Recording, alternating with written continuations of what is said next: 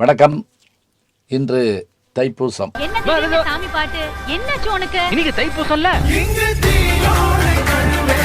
நாம் அடிக்கடி சொல்கிற மாதிரி தமிழகத்தில் மட்டுமல்லாது உலகெங்கும் இருக்கின்ற தமிழர்களுக்கு நிலா காலங்கள் எல்லாம் விழா காலங்கள் தான். சித்ரா பௌர்ணமி தொடங்கி பங்குனி உத்திரம் வரையிலே நிலா காலங்களை நீங்கள் கணக்கிட்டு பார்த்தால் அது விழா காலங்களாகத்தான் இருக்கும்.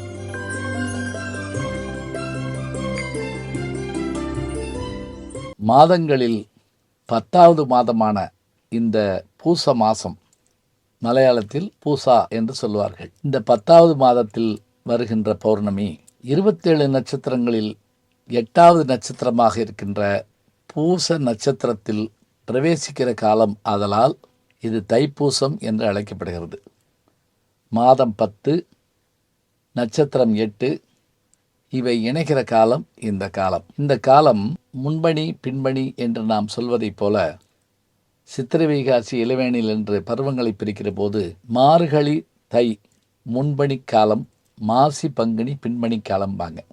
அப்படியான இந்த காலத்தில் நிலவு தோன்றுகிற இந்த நாளில் முருகப்பெருமானுக்குரிய தினமாக இதனை கொண்டாடுகின்றோம். தாரகாசுரன் என்கின்ற ஒரு அசுரனை வதம் செய்த கடவுள் முருகன். எங்கள் பேராசிரியர் தோ பரமசிவன் சொல்வார், பழைய கடவுளர்களெல்லாம் வயதான கடவுளாக மாறிவிட்டார்கள் என்றுதான் ஒரு இளமையோடு கூடிய ஒரு கடவுளை உருவாக்கினார்கள், அவர்தான் முருகன் அப்படின்பார். நமக்கு கேட்குறப்பே கொஞ்சம் ஆச்சரியமாகவும் இருக்கும், அதை எப்படி கடவுளை உருவாக்குறாங்க அப்படின்னு. அதுக்கு ஒரு ஆதாரம் சொல்வார். சங்க இலக்கியத்தில் பரிபாடலில் சொல்லப்படுகின்ற முருகன் பின்னர் பக்தி காலத்தை தாண்டித்தான் மீண்டும் இளைஞனாக உருவெடுத்து வருகிறான். ஏனென்றால் ஆழ்வார்களும் நாயன்மார்களும், ஆழ்வார்கள் திருமாலை பாட, நாயன்மார்கள் சிவனை பாட, முருகனை பாட ஆளில்லை. அவர் பிற்காலத்தில் மீண்டும் 13ஆம் நூற்றாண்டுக்கு பிறகு சிற்றிலக்கிய காலங்களிலே முருகப்பெருமான் மீண்டும் புதிய வடிவம் எடுக்கிறார். அருணகிரிநாதரும் பாம்பன் சுவாமிகளும் வள்ளல் பெருமானும் முருகப்பெருமானை பாடுகிற காட்சியை நாம் பார்க்கிறோம். அந்த முருகப்பெருமானுக்கு தைப்பூசத்தன்றுதான் வழிபாடு சிறப்பாக நடைபெறுகிறது. பழனி மலைக்கு பாத யாத்திரை செல்கிற மக்களை பார்த்தால் நமக்கு தெரியும். குழந்தைகள் பாலமுருகனை தேடி செல்லும், இளைஞர்கள் வீரமுருகனை தேடி செல்வார்கள், வயதான பெரியவர்கள் ஞான முருகனை நாடி செல்வார்கள்.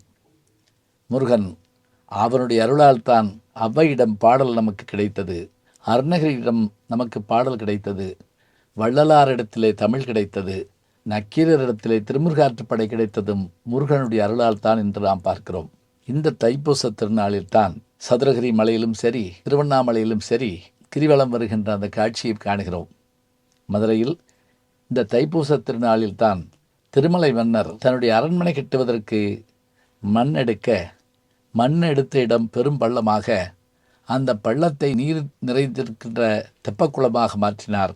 அதுதான் இப்போது இருக்கின்ற எங்கள் தியாகராசர் கல்லூரிக்கு எதிர்ப்புறம் இருக்கின்ற அந்த வண்டியூர் தெப்பக்குளம். அதற்கு நடுவே மையமண்டபம் இருக்கிறது.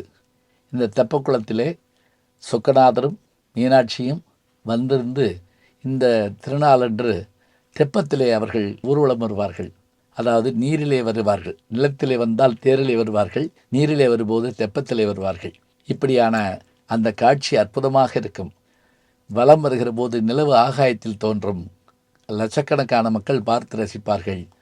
இந்த தைப்பூசம் தேவர்களின் குருவாகிய பிரகஸ்பதி அவருடைய நட்சத்திரம் ஆதலால் இன்றைக்கு குருவை நினைத்து வணங்குதலும் நமக்கு ஒரு பெருமையை தரும். வடலூரில் இன்றைக்குத்தான் வள்ளல் பெருமான் அந்த கதவை காப்பிட்டு கொண்டு உள்ளே இருந்து இயற்கையோடு அவர் இயைந்தார் என்கிற வார்த்தையும் பார்க்கின்றோம். இந்த தைப்பூச திருநாளுக்கு இத்தனை பெருமைகள் உண்டு. சிதம்பரத்திலே எம்பெருமான் சிவபெருமான் சிவகாமி அம்மையோடு திருநடம் புரிந்து இரணியவர்மன் என்கின்ற மன்னனுக்கு காட்சி தந்ததால் இந்த நாளை சிவன் கோவிலிலும் கொண்டாடுகிறார்கள், முருகன் கோவிலிலும் கொண்டாடுகிறார்கள். மலை வளம் வருகிறார்கள், நீரிலே தெப்பம் மிதக்கிறது. அதே போல தைப்பூசத்தன்று வள்ளல் பெருமானை வணங்குகிறவர்களும் ஒருபுறம் இருக்கிறார்கள். தமிழகம் முழுவதும் இன்றைக்கு எங்கும் விழாக்கோலம் போட்டிருக்கிறது. இதை தவிர இந்த தைப்பூசம் இலங்கை, சிங்கப்பூர், மலேசியா, இந்தோனேஷியா என்று உலகமெங்கும் கொண்டாடப்படுகிறது என்று சொன்னால் அதுதான் என்னுடைய சிறப்பு. நானே பலமுறை மலேசியாவில் இருக்கிற 10 மலை முருகன் கோவிலுக்கு சென்று நேர்முக வர்ணனை பண்ணியிருக்கிறேன். இந்த தைப்பூச திருநாளில் முருகப்பெருமானை வணங்கி அவருடைய அருளை பெறுவோம்.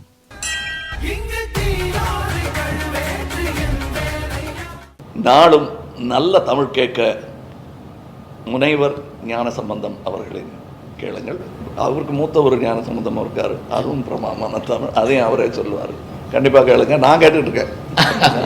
ஜி ஞானசம்பந்தன் யூடியூப் சேனலை தொடர்ந்து எக்ஸலம், இன்ஸ்டாகிராம், ஃபேஸ்புக், வாட்ஸ்அப் என்று அனைத்து தளங்களிலும் நாம் இயங்கிக் கொண்டிருக்கின்றோம்.